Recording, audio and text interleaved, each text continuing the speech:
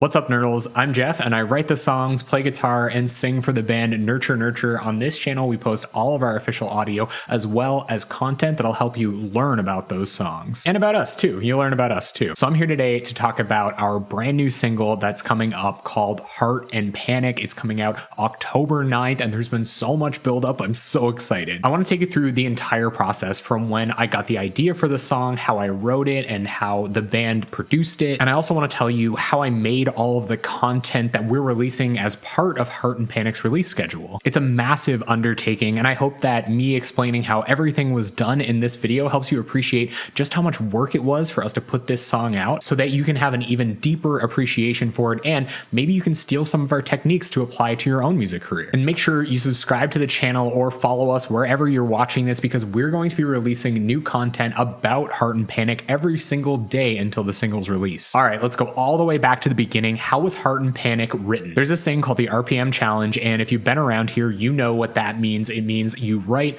record, and produce 10 original songs in the month of February every year. As part of this year's RPM, I wrote the song Heart and Panic. It was the fourth song out of those 10 that I wrote, and at that point, it was my favorite song that I'd written for the entire season. We're going to be using even more of those RPM tunes for our upcoming single, so I don't want to tell you if it kept being my favorite as I finished out RPM season. So once the song was written, probably in a single night in the span of about an hour and a half, I wrote the guitar, the lyrics, and the drums all at once using Guitar Pro 5. Once that was done, I put the song into my DAW. I used Reaper, and I assigned a bunch of drums specifically for this song to samplers, and that built my drum kit because I wanted to make sure I had the song demoed and sounding really good before I even brought Scott into the mix. And once I was done with that, I just tracked the guitar and the vocals for the first time. It came out completely differently, and make sure you are at our release night stream because we're going to listen to the demo from that era. Sometimes it's really hard for me to listen to those RPM tunes, but I'm glad that I always do because it reminds me how far the songs come, and it makes me even more proud of it. So once I was done with the RPM version, I sent it off to Scott. It was the second song that he wanted to do from this year's RPM as a Nurture Nurture single because, like I said, it was my favorite song to that point in the RPM season. It was an exciting song, and it excited Scott too. So once we knew we were going to do that one as a single, we brought it to rehearsal and started writing together. Everything that we put out as a band, we write together as a band to make sure that we're always on the same page. We also do all of our writing and rehearsal in person to make sure we're on the same page. There's just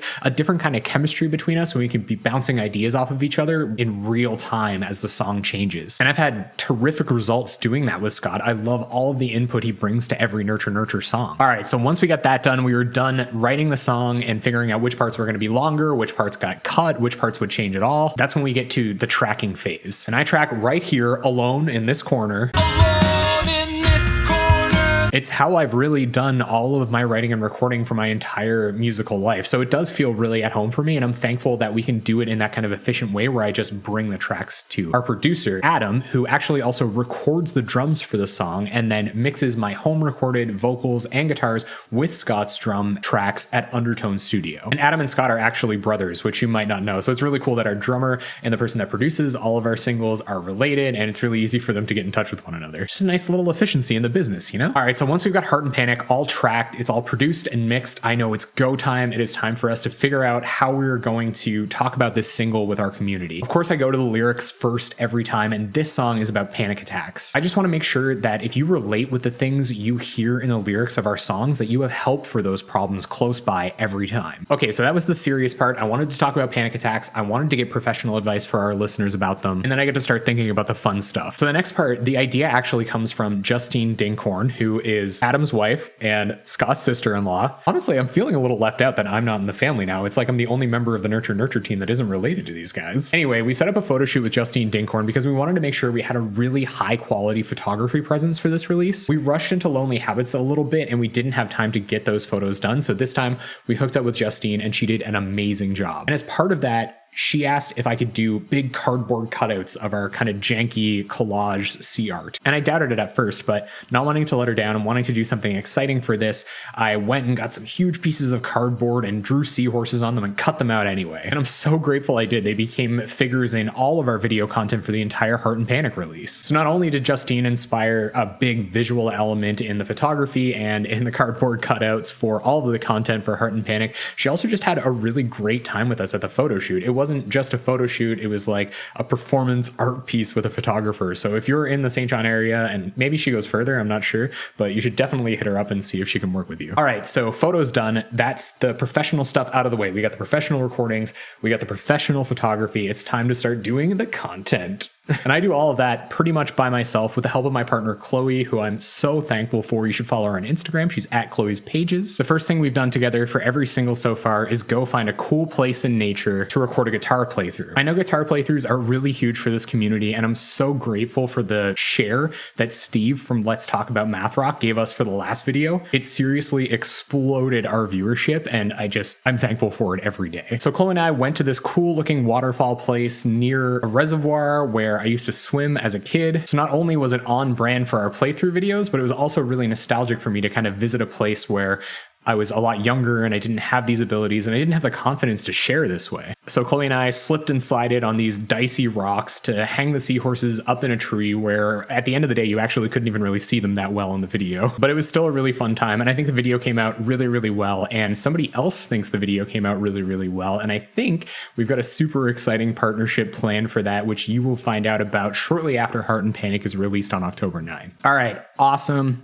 Guitar playthrough done. That's pretty much all of the key ingredients of a single release for us. At this point, I was rounding the corner on the chiptune as well and attaching that to our pre-save campaign. The chiptune, even though it's kind of a subdued part of the release, is just a simple animation video and the MIDI tracks of our song put into a Super Nintendo synthesizer. Actually, it's a Game Boy synthesizer and a Nintendo 64 kind of emulator synthesizer. But anyway, even though it's kind of a subdued part of what we do, it's one of my favorite things. So I'm really thankful for all of you who pre-saved Heart and Panic and got a copy of that chiptune. I love it. I hope you love it as well. All right. So the playthrough's done, the chiptune's done, photography's done. It's pretty much everything at this point. It's just time to do that ritualistic thing of recording and shooting the acoustic video. Now I get together again with Adam from Undertone Studio. I've been getting together with him regularly to learn more about production. This time we focused on what to do with just an acoustic guitar and a human being. Unfortunately, I had already finished tracking my acoustic guitars and my vocals, so not only did he teach me what to do with an ideal take, he also taught me what damage control looks like when you have some pretty rough takes. But I think it came out really, really good. I think it sounds even better than the Lonely Habits acoustic version, and you can tell that there's more maturity there, at least mixing wise. I'm still on my juvenile emo BS like I usually am in the lyrics and guitar parts. So I shot this one in a different way because I almost died on a stool last time. I actually did this one sitting on a floor in the doorway of a bedroom in my home. For one, because it reflects the lyrics of the song, and I think that's kind of a funny tongue-in-cheek thing, but also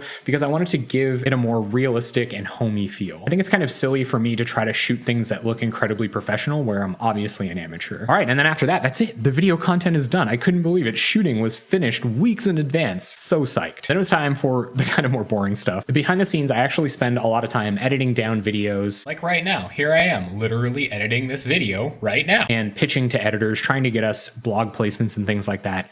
And because I am so inexperienced at those things, they take a really long time. Hopefully someday I'll be able to outsource those things and get even higher quality results out of them. But for now, I still love doing them as a labor of love because I know you guys enjoy seeing us on your favorite music blogs and seeing me regularly coming to you with updates in video format. And honestly, I just love learning.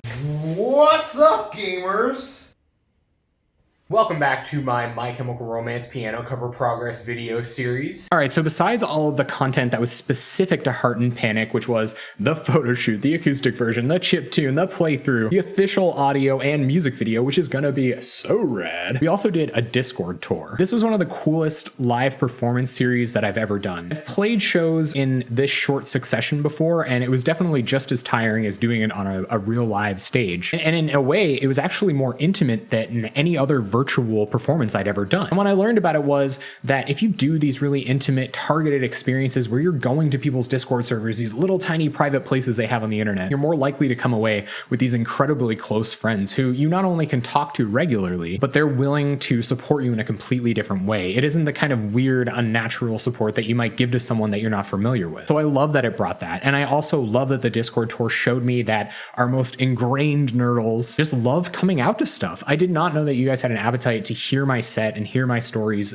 more than once a week. And to know that some of you came out multiple times over the course of the tour is so heartwarming for me. It's all my weird, janky set design and all of the audio technical problems, which I swear it's fixed this time. And you still stuck around. So while it's one of those funny things where I think it'll get more reach and it'll have thousands of eyeballs find the band, those things almost never turn out that way. And it just turns into a really fun activity for us, our most tight-knit and committed Nerdle community. All right, so that's it. Those are all the things that we're doing for Heart and Panic. This will all lead up to our October 9th release day stream where we're going to do an in-depth guitar lesson with tabs on screen. We're going to talk about the lyrics in depth, how they're about panic attacks and how I escaped them. And it'll be in this interesting context because I've had one recently too, so I'll be able to talk about that. Let me watch the stream count tick up to what our goal is, which is really exciting because it's time for me to tell you what goal I've set for myself for Heart and Panic's release. We hit 1,000 streams across platforms with Lonely Habits on day one. With Heart and Panic, I want to go for it. I want to try to hit 2,000 streams. I know you guys love us so much that you'll tie up your computers and your phones listening to these songs over and over and over again and learning how to play them on guitar and learning all the words so you can scream them in your car. And I know that our community has grown so much since that first release. I'm really confident that we can do it, and I hope that you're in the Discord with me all day on release day watching that stream count tick up. That's how Heart and Panic was made.